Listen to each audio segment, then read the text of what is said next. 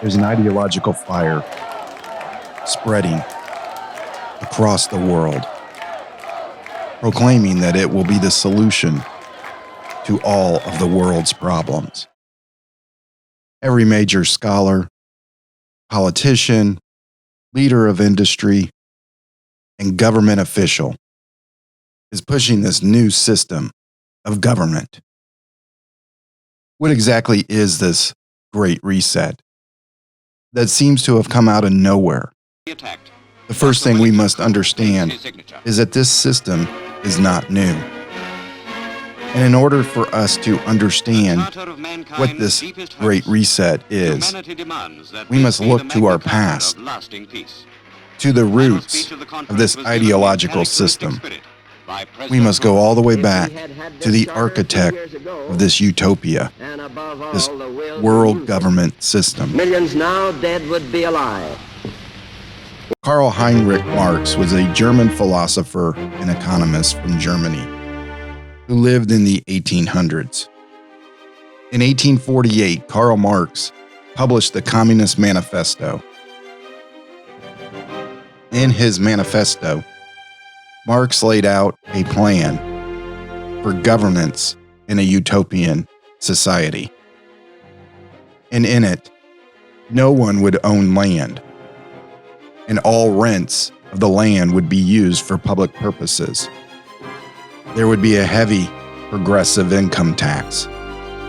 There would be confiscation of property. No one would own any property. There would be centralization of credit in the hands of the state, and there would be a national bank with state capital and an exclusive monopoly. There would be a centralization of communication and transport in the hands of the state. There would be the extension of factories as instruments of the state, owned by the state. There would be free education for all children in public schools.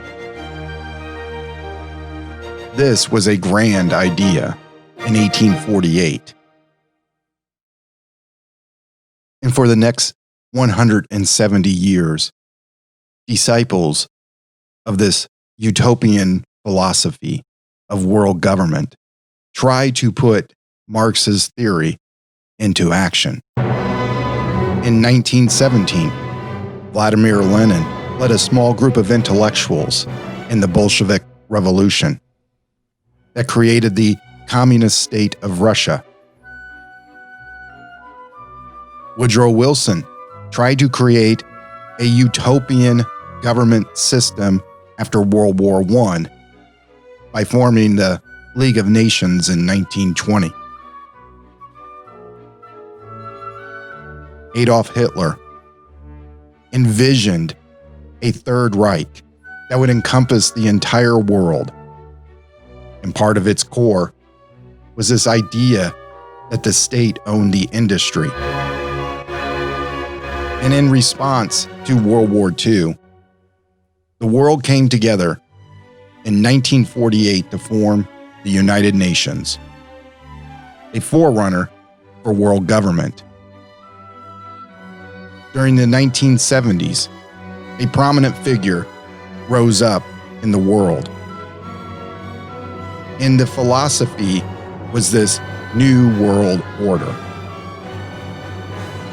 In 1990, the President of the United States declared A new world order. that we were in a new world order. Which leads us to the present time.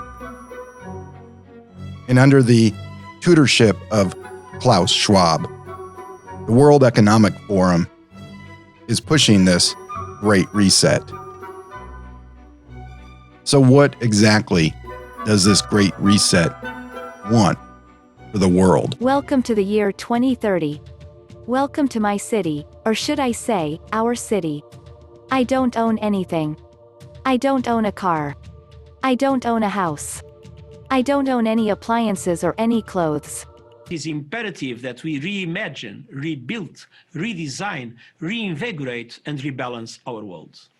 Capitalism, as we have known it, is dead. This obsession that we have with maximizing profits for shareholders alone has led to incredible inequality and a planetary emergency. The consumption and production pattern that we call the capitalist system is affecting the life-supporting system of the planet. We want an end to the profit at all costs mentality. Countries, they have to find ways of raising revenues. And progressive taxation could be one form of it. We talked about solidarity tax that may be needed in some countries. I think the key is to put the health of people and the planet first. And that's what's happening on COVID-19. And that's what has not yet happened on climate change in many cases, because the fossil fuel interests and the large industrial farming interests, they want to keep things the way that they are. There's big vested interests that want their health to come before people's health and the planet's health. And what we're learning from this crisis and pandemic is it is possible to switch it. If you look at the globalization 4.0, the globalization which we should aim at tomorrow, it should be a globalization where we really do not leave people behind anymore. So social safety nets, tax systems which make sure that we do not have a too large gap. We need a new approach to global governance, which is much more stakeholder-based, multi-stakeholder-based.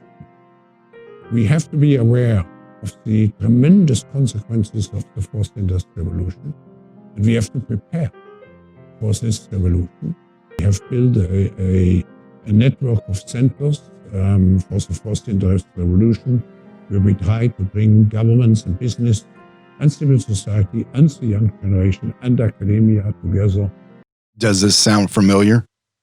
This is neither new nor great, for this has been tried over and over and over again for 170 years. Will they succeed this time? Will the world now become this utopia that Karl Marx envisioned in 1848? Only time can tell.